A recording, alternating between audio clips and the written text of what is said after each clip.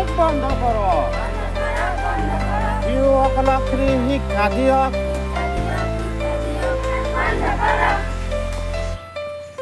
ৰাষ্ট্ৰীয় কন্যা শিশু দিৱস পালন কৰাৰ লক্ষ্য এইটোৱে হ'ল যে আমাৰ কন্যা শিশুবিলাকৰ যি অধিকাৰ আছে তেওঁলোকৰ এই অধিকাৰখিনি যাতে তেওঁলোকে পায় যেনে তেওঁলোকৰ শিক্ষা আমি জানো আজিৰ যুগতো বহুতে ভাবে যে কন্যা শিশু বিয়া দি ঘৰৰ কাম কাজ কৰিব আৰু তেওঁলোকক পঢ়োৱাতকৈ ল'ৰাবিলাকক পঢ়ালে ভাল যাতে তেওঁলোকে ল'ৰাকেইটাহে ঘৰখন চলাই লৈ যাব বুলি কিন্তু সেইটো আমাৰ ভুল ধাৰণা হয় আজিৰ যুগত কইনাও ল'ৰাৰ লগত সমানে খোজকাঢ়ে তেওঁলোকেও আমি দেখি পাওঁ যেনেকা দ্ৰৌপদী মুৰ্মুৰ দৰে এজনী নাৰী তেওঁ আমাৰ দেশৰ ৰাষ্ট্ৰপতি হয় লাভলীনা বৰগোহাঁইৰ দৰে এজনী ছোৱালী তেওঁ আমাৰ অলিম্পিকত আমাৰ দেশৰ নাম উজ্বলালে সেইদৰে ছোৱালীও বহুতখিনি কৰিব পাৰে আৰু সেইদৰেই আমাৰ ছোৱালীকেইটাকো যদি আমি তেওঁলোকৰ যি প্ৰাপ্য তেওঁলোকৰ অধিকাৰ যদি আমি দিওঁ নিশ্চয় তেওঁলোকে আগবাঢ়ি যাব যেনে তেওঁলোকৰ শিক্ষাৰ অধিকাৰ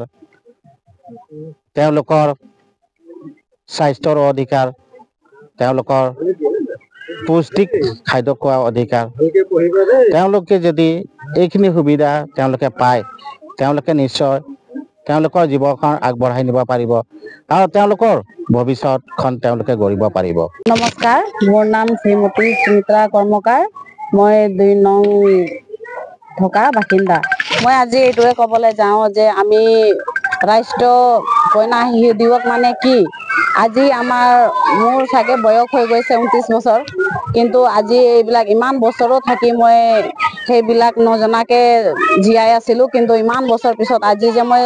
ৰাষ্ট্ৰীয় কন্যা দিৱস বুলি আজি যোনটো কথা এটা শিক্ষা পালোঁ সেইটো বৰ ডাঙৰ কথা